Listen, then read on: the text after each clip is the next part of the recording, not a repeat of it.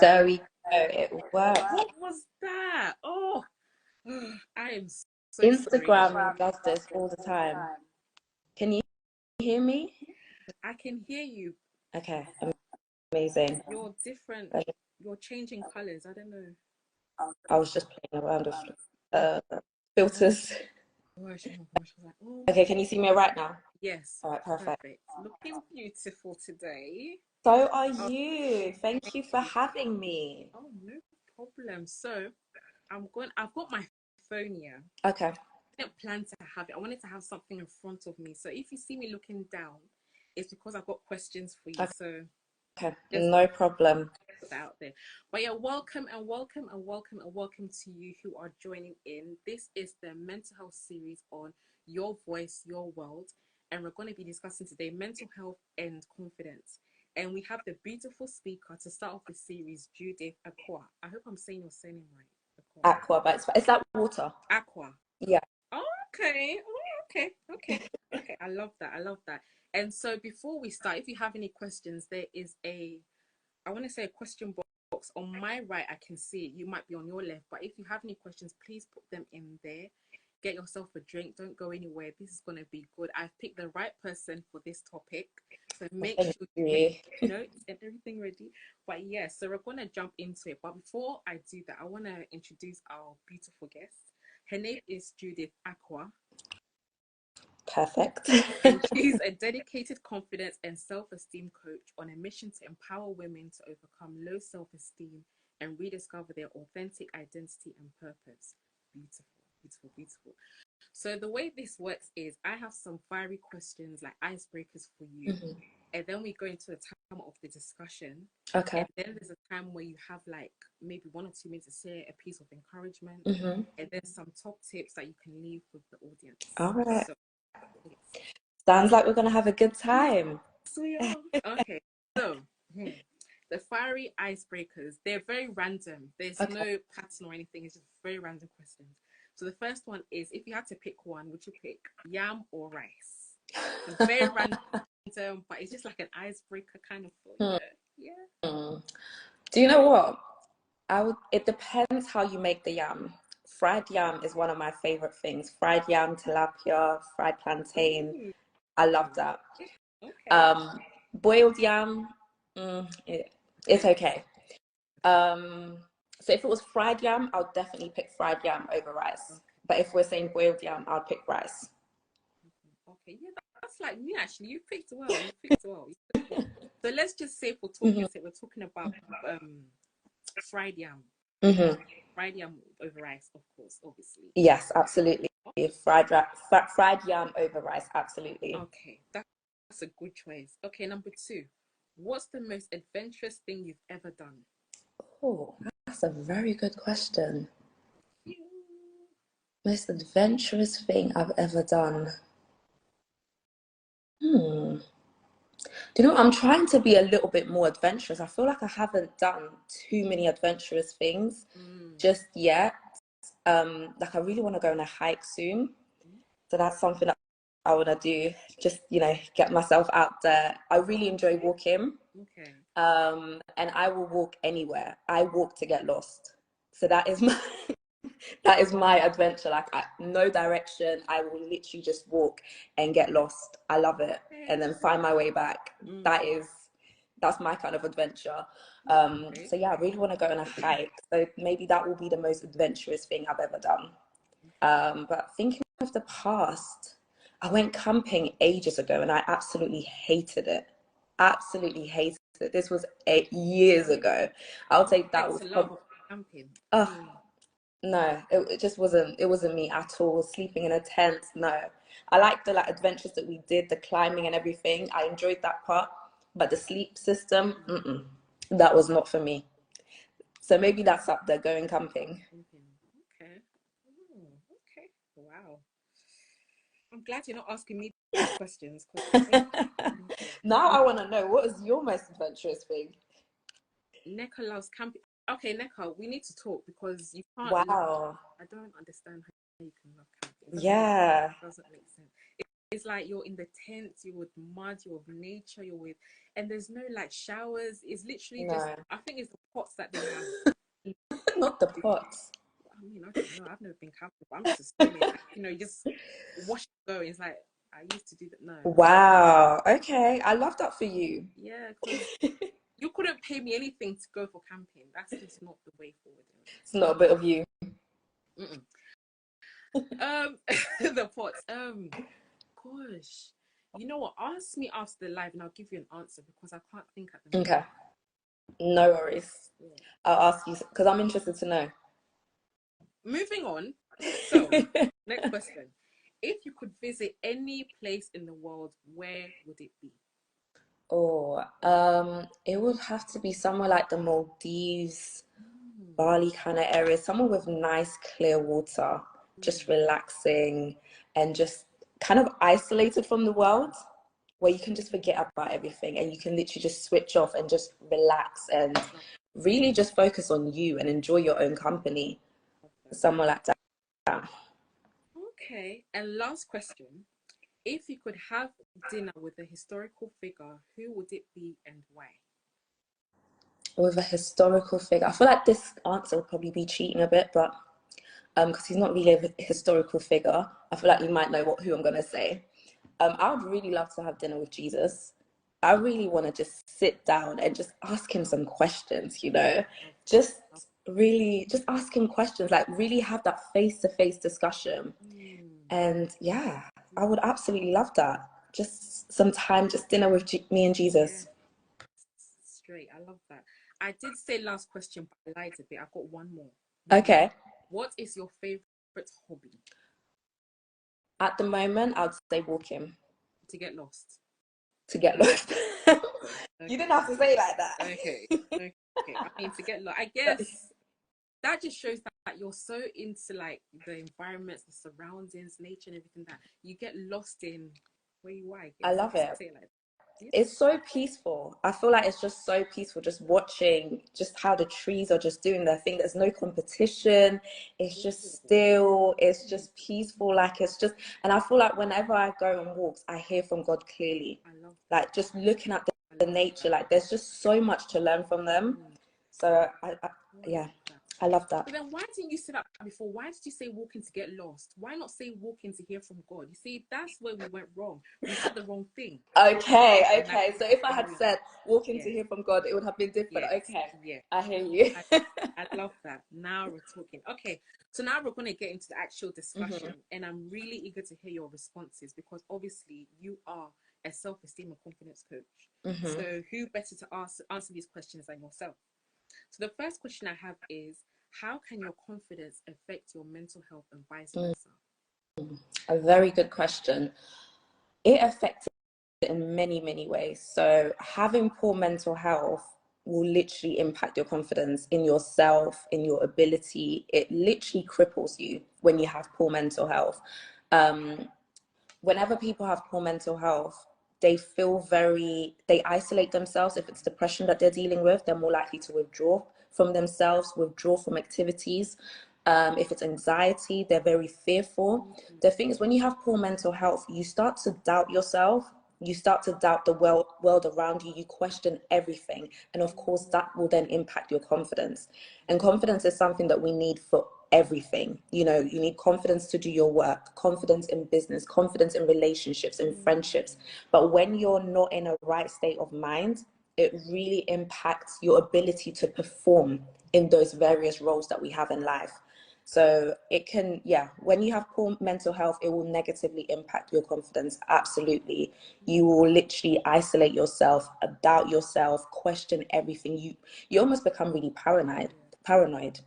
So it cripples you. So that's how I would say mental health can impact your confidence. And I guess vice versa, it's the same thing. If your confidence isn't great, that can also impact your mental health because, again, you're questioning yourself. The thing about having low confidence is that you're always feeling frustrated. You feel like everybody else is doing well. You're more likely to fall into comparison. You feel like you've been forgotten. You're sitting on the sidelines just watching everyone achieve their goals. And you're constantly frustrated with yourself. Like, why can't I go and do this? Why is it so hard for me? And because you're feeling frustrated with yourself, that comes with disappointment. And that comes with a level of not being able to love yourself. And if you're not able to love yourself, that will also impact your ability to actually go for your goals. You will literally limit yourself. So low confidence really can impact your mental health negatively. You said a mouthful there. I want to pick out on certain things, because self-sabotaging came to mind as you said, how it affects your performance in what you do, your relationships, and then you spoke about loving yourself. So I guess when you want to tie everything in together, when you have low self-confidence, as you've mentioned, kind of it's a ripple effect into relationships. I want to go on and say how you see yourself, how you speak, how you interact with people, like you said. So when it comes to low self-confidence, can I say that the root of that is not loving yourself? Very, very good question.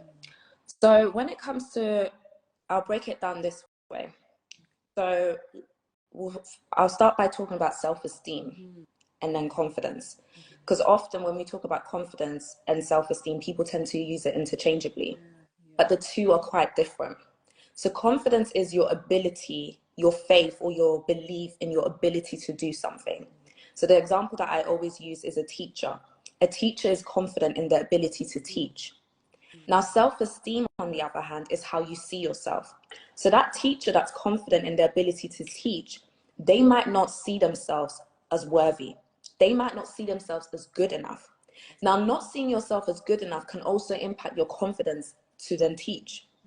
Or not seeing yourself as good enough, what can then happen is you will find your validation in your ability to teach. So then your identity becomes this teacher. So going back to the self-love, yes, it can actually be rooted in self-love. And something that the Holy Spirit actually revealed to me recently is that when you look at low self-esteem and confidence, at the root of it is a lot of fear. A lot of fear in terms of, sorry, I don't know what's happening with my throat. Give me a second. So at the root of it is a lot of fear. It comes with a lot of anxiety. Now, the Bible says that perfect love casts out fear. And when you look at how people see themselves when they have low self-esteem or when they have low confidence, there's always a part of themselves that really struggles to accept themselves for who they are. They're not able to, they have this ideal image of who they want to be. And they're so focused on becoming that person that they struggle to accept who they currently are. And instead of treating their current selves with love, they're mean to their current selves.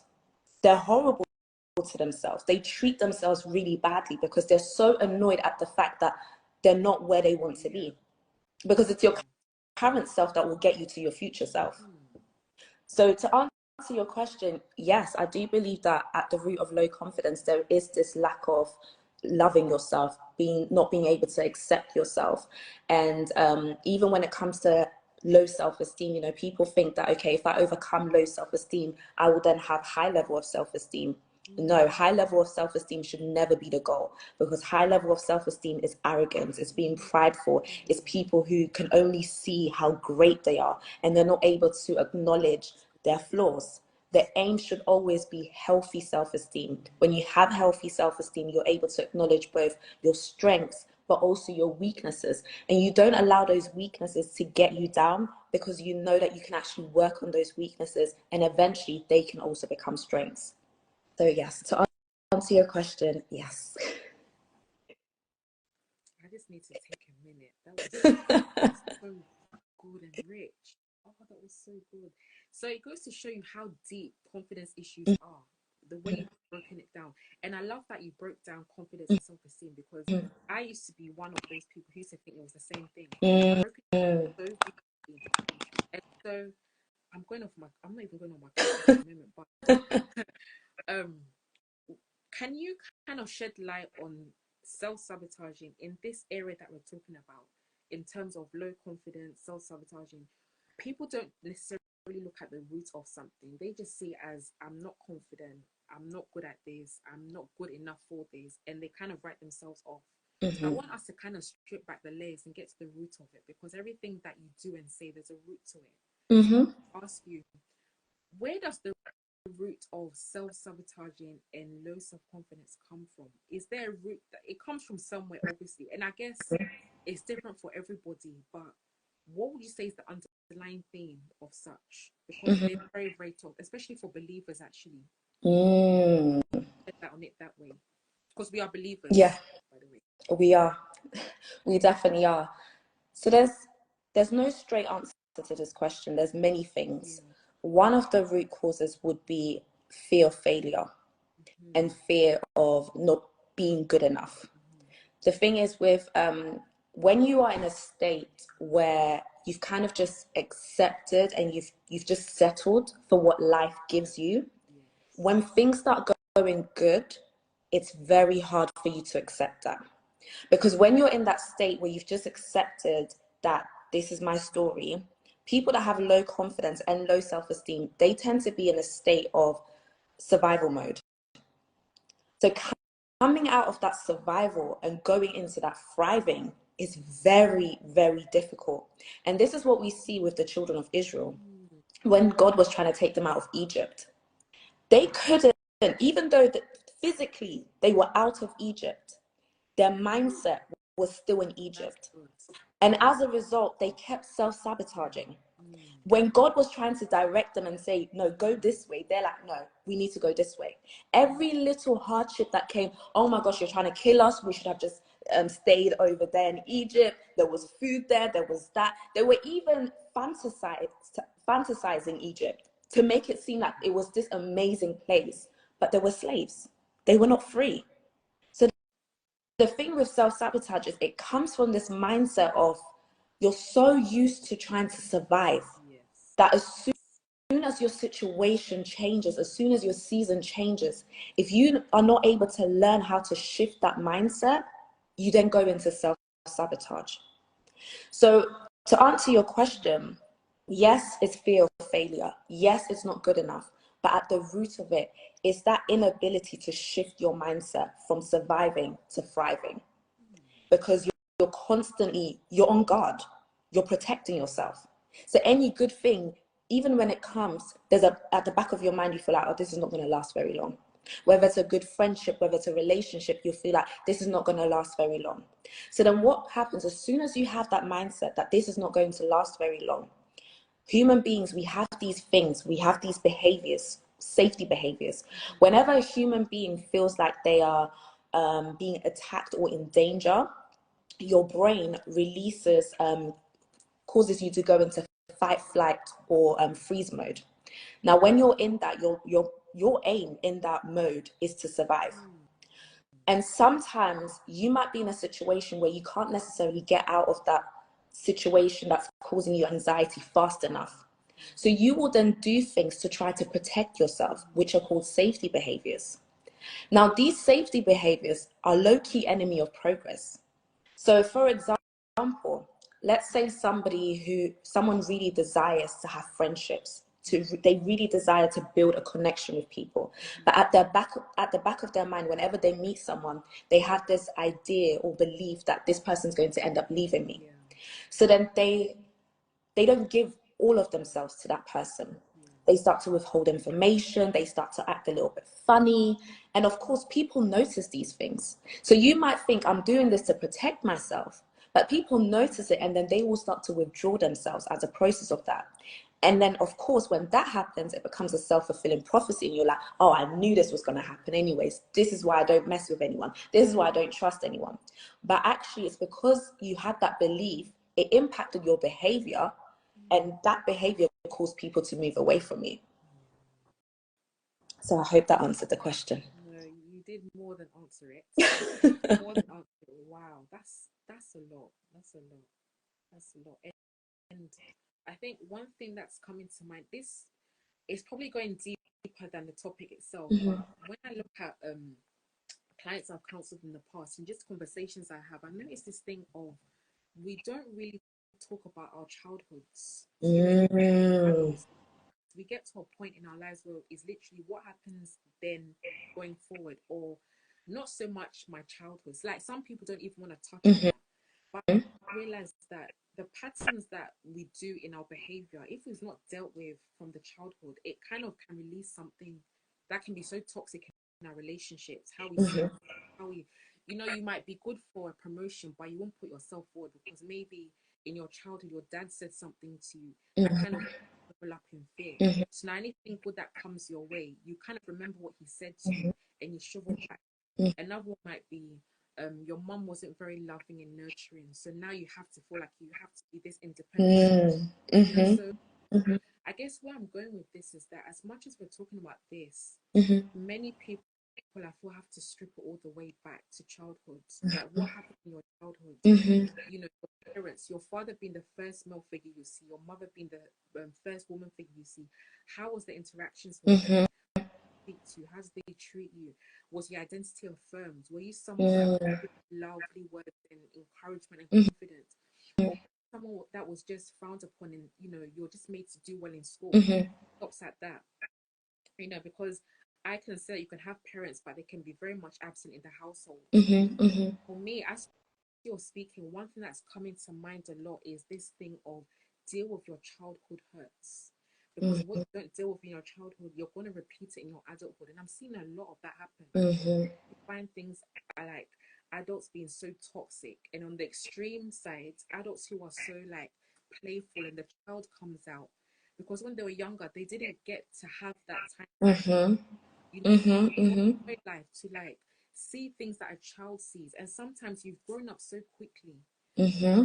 The way but to just be strong and just to affirm your own self. And so as you're speaking, I find that you're saying so much, and then if I take it even a layer back, you can look at childhood, you know, things that were said to you, even the things that you said to yourself that you believed about yourself, going on around you, you know. So I love all that you said. I really, really love it. I love it. And we're going to go to the next question. So with all that you said, how can one build in confidence while struggling in mental health issues? A very good question. So if we go back to what we said in terms of mental health really just crippling you when you have poor mental health, the best way to do it, so let's look at the factors that maintain poor mental health. There's 3 factors. It's your thoughts, your emotions, and your behavior. When someone has poor mental health, let's talk about depression. Let's use depression as an example. Your thoughts tend to be really negative. Behavior-wise, you withdraw from life. You don't want to engage in anything.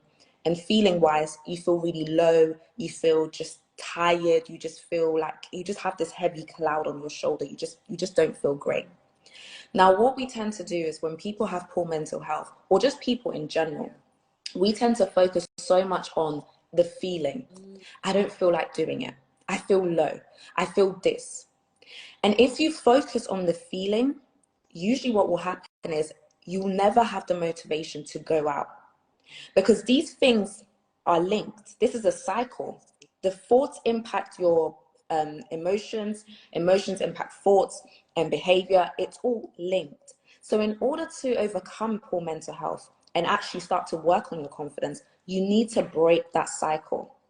And one thing that I do in terms of with my clients is when we're focusing on how do we break this cycle, we leave the feelings to one side.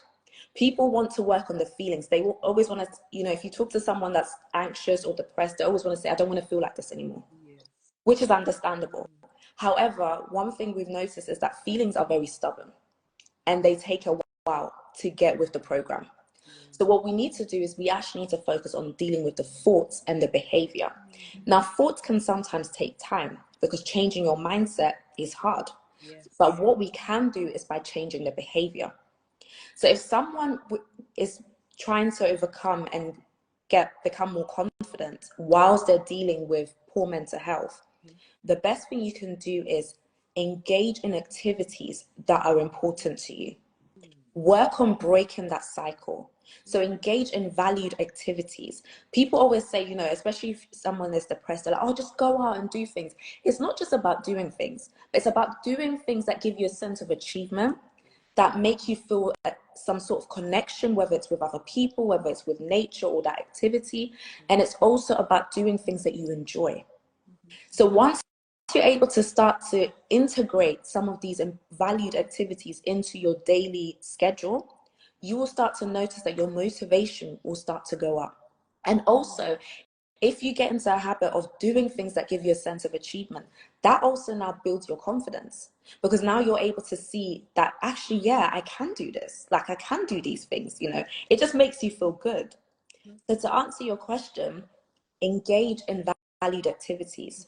If you want to build your confidence, but your mental health isn't at a place where you want it to be, start by engaging in things that are important to you, whether that is prayer, whether that's going on walks. Find things, find new hobbies, do certain things so that you can really gain a sense of achievement. Even if it's one little task, it doesn't even have to be for long. It could literally, you can start with 10 minutes a day. Do something. Because if you wait for the feeling to get better, I'm sorry to say, but that's not going to happen. The feeling will just continue to decline. But if you focus on changing the behavior, which will then slowly start to impact your thoughts, you will start to notice that over time, the feelings will catch up. So I hope that answers the question. No, you answered. You're answering them. You're answering. Good. We thank God. Oh, but just to pause, if you have any questions, feel free to put them in the question box below or in the comments, and we'll go through them after the discussion. So, I don't know if you've touched on this, but I have a question. When you're with your clients, and I think you did mention something like that, how do you work with them to build their confidence? So, I don't know if you can take us through a process of when they come to you and then when they leave you, like what do they usually come with and how are they supposed to leave? Obviously different to how they came in. So yeah, and this actually goes back to what you said regarding childhood. Everybody wants to be confident, everybody wants to have healthy self-esteem, but what people don't realize is that there's a process to this. There's a psychology behind being confident, because there's a reason why you behave the way that you do. There's a reason why you say no to opportunities when they come. So the process that I take my clients through is a 3-step process. We start with awareness, uprooting, and rebuilding. During the awareness stage, we focus on childhood. We look at what happened in your early experiences and how did that impact your beliefs about yourself, the world, and how you see other people. And once we're able to identify that, the aim of doing that is, I want to know, what are your core beliefs? Because our core beliefs are deeply rooted beliefs that we have about ourselves, the world, and other people. And it's these core beliefs, especially core beliefs can be positive or negative, but it's the negative core beliefs that maintain low self-esteem. And it's the negative core beliefs that is impacting you and holding you back. So we can't work on confidence. I can't tell you, oh, you know, because a lot of people say, yeah, confidence is like a muscle. You just need to build it. So step out of your comfort zone. Yes, all of that is great. But I can't tell you to do that. It's actually pointless of me telling you to go and step out of your comfort zone if you don't know the core beliefs that are holding you back. Because you will keep stepping out of your comfort zone, but then it will get to a stage where something will happen and it will trigger you. It will trigger that core belief and you will withdraw. So what we need to do is we need to go back and we need to become aware of what are these core beliefs. Now, once we identify core beliefs, the reason why a lot of people are not aware of their core beliefs, it goes back to what I was saying before. In terms of human beings, our aim is to survive. Nobody wants to trigger their negative core beliefs. And an example of a negative core belief is believing that you're not good enough. Nobody wants to admit to themselves that they're not good enough. So what do? They put certain processes in place to avoid triggering that core belief. Now, these processes, we call them laws of living. Well, I call them laws of living or rules of living. There are certain rules that we have. Now, anyone that has low self-esteem is somebody who's very, very good at following their rules. Now, a rule can be, so your belief could be, the negative core belief can be, I'm not good enough. The rule can then be, whenever an opportunity comes that is new, that is scary, don't take it. Because if you take it, that can then trigger the core belief, and you don't want to do that. So in the awareness process, we go through a process of identifying these negative core beliefs and identifying what your laws of life are. Then we go on to the uprooting stage, where we start to shift this, where we start to find, okay, we've identified the old core beliefs, now we need to replace it. We need to uproot it and replace it with a new core belief. And then we do the same with the behavior. We've identified what the old law is, now we need to do a new law. Now, once we've identified this and we've created the new core belief and the new law, this is now where the rebuilding begins. And in the rebuilding process, it's about challenging yourself. Because what you now need to do is, in order to overcome low confidence or low self-esteem and in order to actually get rid or loosen that core belief, you need to find evidence. Because the reason why that old core belief is so strong is because over the years, you've collected so much evidence that supports that old core belief. So again, going to the example of not being good enough, maybe somebody told you that as for you, you're not going to amount to anything. So that is evidence that you're holding on to. So now what we need to do is we need you to start to challenge yourself and actually go out and see what actually happens when I challenge myself. So it's time for you to collect new evidence. And as you collect the new evidence, which will then strengthen the new core belief, that evidence will also start to weaken the old core belief. So that is the process that I take my clients through: awareness, uprooting, rebuilding. And usually by the end of it, they are in the process where they're challenging themselves, they're doing things that they didn't realize that they could do, but they also have an understanding.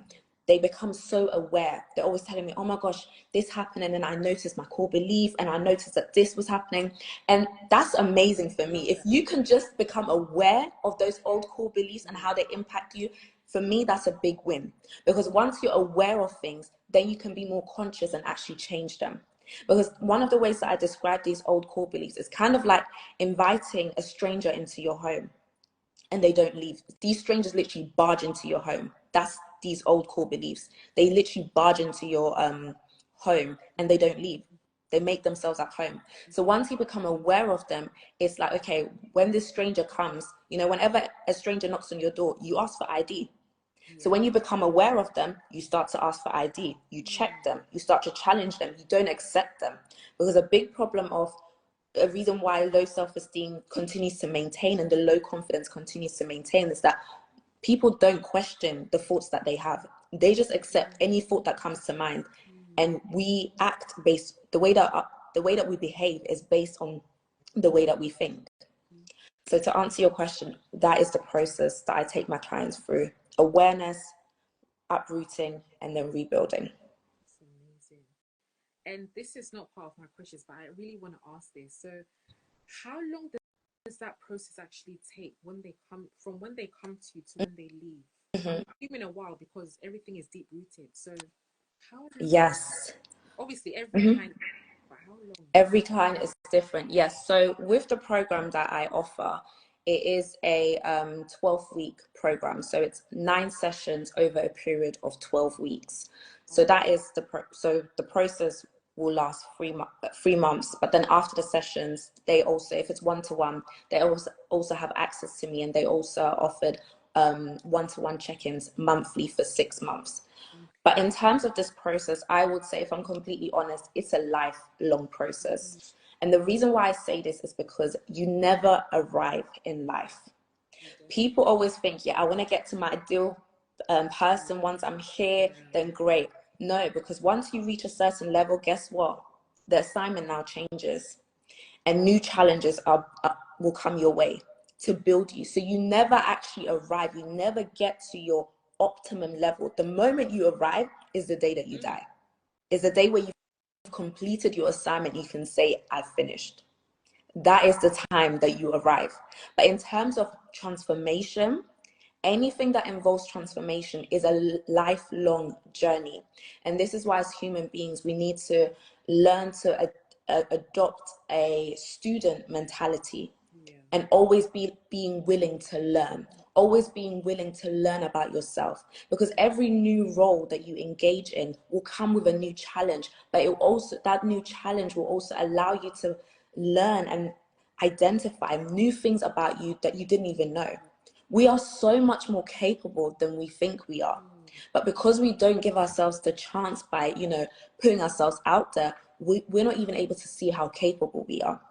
So yes, the program might be 3 months long, but the actual journey is a lifelong process. Oh, that was so rich. That was so rich. You said so much, but the one thing that you said which really stood out to me is we don't put ourselves out there to see how capable we really are. That's it. Do you know how many of us, myself included, are holding ourselves back? Because we might think we're fine and everything is good and we are okay at that level, but that's the awareness of comfort zones that's coming. That's the awareness of things that people have said to you that's coming. The confidence that we're discussing. And pride. Oh. And pride. You know, because for you to actually learn because for you to learn something new and for you to put yourself out there, you have to humble yourself to the process. And a lot of people don't want to do that. But yeah, we're way more capable than we think we are. You know, I'm like it's you know how deep. It's deep because it's like sometimes I overthink things. It's not even always We but all do. Going back, you would think you're thinking about how many opportunities you've missed out on because you didn't feel capable. Yet you were capable. Have gone because you didn't put your best foot forward. And keyword, you said you didn't feel capable. And this is the feelings again. Feelings, you can't rely on your feelings, honestly. Feelings will deceive you. Just because something doesn't feel good doesn't mean it's not good. People that work out, a lot of people hate the feeling of working out, but we know it's good for you. But we often stop ourselves because of these feelings. Oh, it doesn't feel good. Oh, it feels scary. Oh, no, I don't feel great about this. Unless you know that's the Holy Spirit, unless you are able to discern whether this is the Holy Spirit or this is just fear, then that's a different story. But usually it's fear that's speaking. It's a lot. But you're speaking. You're saying a lot. But oh my gosh, wow. Okay, so you know what? I'm gonna save the video. You can watch the replay because we have to move on. But there's just so much that you're saying that we have to actually sit down with ourselves and ask. And one thing that I said, I think recently in the discussion was because we live in such a fast-paced life, we're always on the go. Like for those who do 9 to 5s, they're doing 9 to 5. Those who are mothers, those who are fathers, like everyone's got a hat that they're wearing, or many multiple hats. It's like, yes, don't worry, we'll save the life. So it's like because we're always in a hustle and bustle and always moving, it's like there's no time to sit with yourself. There's no time to do the self-reflections, ask those questions. And it reminds me of the pandemic. We were literally forced to stay at home. And that was also the period of time where a lot of people had divorce rates. No, there were high divorce rates. And it got me thinking, so you've married the person, you guys are working, you have children, they come in the mix. And so it's not just about both of you. And it's about, you and your children. It's now both of you and your children, and you're all at home and you can't go out. So what I found interesting was that the statistics were high then because you were forced to stay at home with your other half. Whereas you were always going to and fro, saying bye and hi and coming home late and having dinner and sleeping. This is literally the whole day of spending with the person. You have nowhere to go. You have the person. You're going to see the things that you don't like about the person. Make you cringe about the person. But you didn't sit down to ask those questions because you guys are always on the go, working, and then children came into it. And so going back to that being a period of time where the statistics were so high, is very interesting to me based on what we're discussing now, because what I'm also coming to say with that point is we don't, how often do we sit down with ourselves so we can ask those questions? What am I doing well in life? What can I improve in? The skills that I have, how can I push it to the next level? Or, you know, my mindset, how do I think? What are the positive thoughts that I have? How can I continue to keep them healthy? What are the thoughts I have about myself? Okay, I treat myself this way. Why is that? Where's that from? What is the root of it, like we're discussing? We don't really ask ourselves questions because we're literally programmed to always be on the go. Yeah. With social media, there's been things that have been said about how when you have highlights or things going well for yourself, you have to share it and post on social media for people to know that you're doing things behind the scenes. And there's that added pressure that comes with always feeling as though you have to present and perform. So obviously that's active. But what about enjoying things offline? Where does it say that I have to come and share my business online with the outside world? Or when something good happens or I'm in a good place, I have to come and share it just so that I can show that I'm doing things and I'm active. You know, so is that we're in a generation where we are just literally on the go. We don't sit, even when we do sit down with ourselves, there are parts that are going to be touched on that you don't like, and so you kind of overlook it. Those pain points. And so even when you're getting to the root of it, you're scared of what's going to unravel. So then you kind of go back in your shell. That's it. You go on the like I call it the hamster wheel. You're just going and going and going. So I love all that you're saying, because if I had to sum it all up, sit with yourself more, ask yourself this, and be okay with what you find. That's it. Presented to you.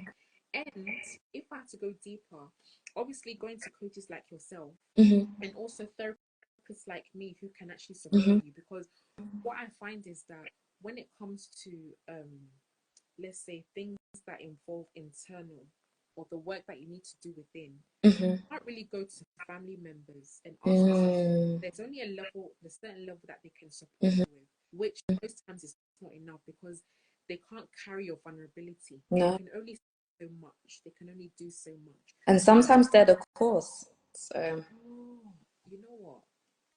Sometimes they're the maintaining factors. So That's it. yeah. You know, another thing about our community, when I say our community, like African households, maybe Caribbeans as well, there's this toxic thing that happens a lot in households. What stays in the house, what happens in the house stays in the house. Everything is brushed under the carpet. So you find that there are adults who have now, I'm going back again to childhood, who have grown through things and they've not allowed themselves to process it.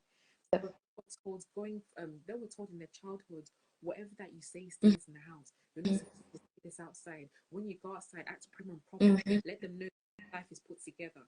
But a lot of people who've gone through that kind of childhood are crumbling inside. They are. And I love this conversation because mental health seems like a taboo. It's getting better. Our community is more or less like, what is mental health? You know, and so a lot of people don't like to unravel or be vulnerable because they're scared that the people that they share it with can't carry it. And even if they do share it, those people, they didn't carry it well or they rejected it. Let's even say like that. And so I find that there are a lot of adults who are rejected. There are a lot of adults who are in pain, who have trauma, so many things they're going through. And it's like, how do you help people like that? If first of all, you have to want it for yourself to heal. You have to want to go back and retrace the steps and see, okay, so it's from when this happened that everything in my life started flowing as a pattern.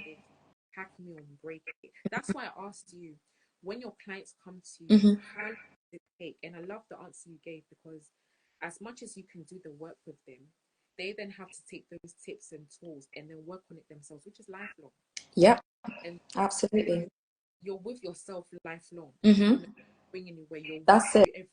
It's you and you. Yeah. I love, you're saying a lot. You're saying a lot. But I have another question. So, what would you say to someone who is battling low self-confidence and in a tough season?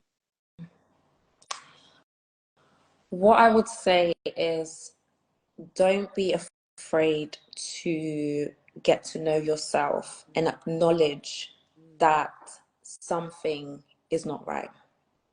Don't be afraid to acknowledge that life is not going the way that you want it to go.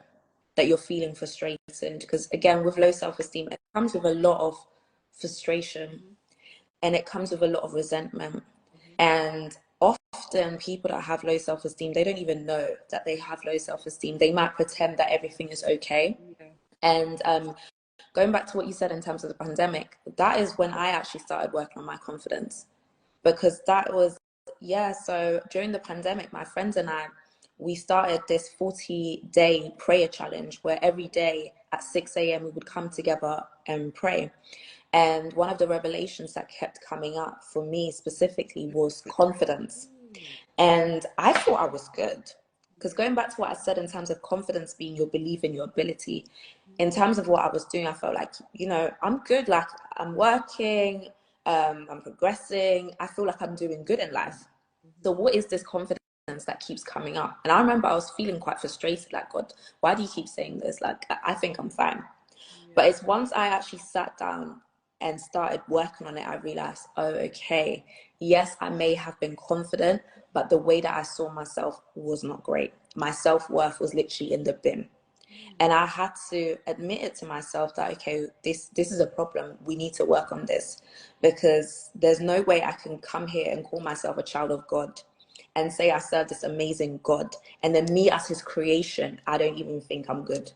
Like, that's a slap in God's face. I can't be doing that. So something needs to be shifted, and I have to come face to face with it.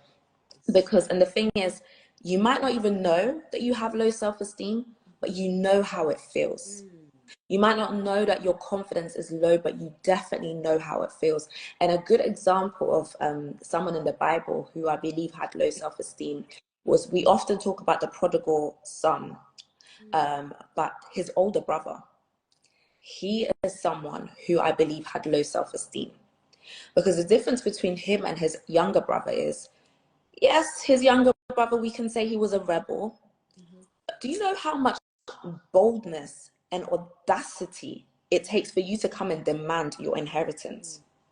You have to know who you are. You have to know that you're a son, because it's only a son that can go to his father and demand for what's his. Now, his older brother, on the other hand, he didn't have the audacity to come and ask for his share of inheritance. Instead, what was really interesting is, when the younger brother came back, the older brother was working. He was acting like a servant in his father's house. And he was so angry that his dad was celebrating his younger brother. He was so resentful. He didn't feel appreciated. He's like, all the work I've done, and you couldn't even kill an animal for me. Not knowing that everything that was in his father's house was his. And when you have low self-esteem, you don't even realize that everything is already yours. It's at your fingertips. But because of your mindset, because you're not able to see yourself the way that God sees you, you don't think that you have to work for the very things that belong to you. So, to answer your question, I nearly forgot the question, but to go back to your question.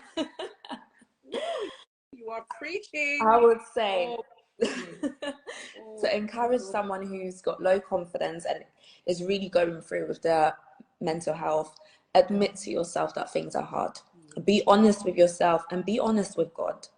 God can't God can't help who you pretend to be. So be honest that things are not okay. Things are hard right now, and speak to someone. Because one thing about the enemy, he loves to isolate people. Yes. But when you're in isolation, it's just you and those negative thoughts going round and round and round. And the enemy will never come and kill you. All he needs to do is get into your head, and you will press self-destruct. You will destroy yourself. That's all he wants to do. So get around people. Get around like-minded people. Don't keep yourself to yourself. Get around like-minded people and invest. Invest in, people, whoever's journey you've been looking at, whoever's journey has been inspiring you. Invest in them. Sow into their lives.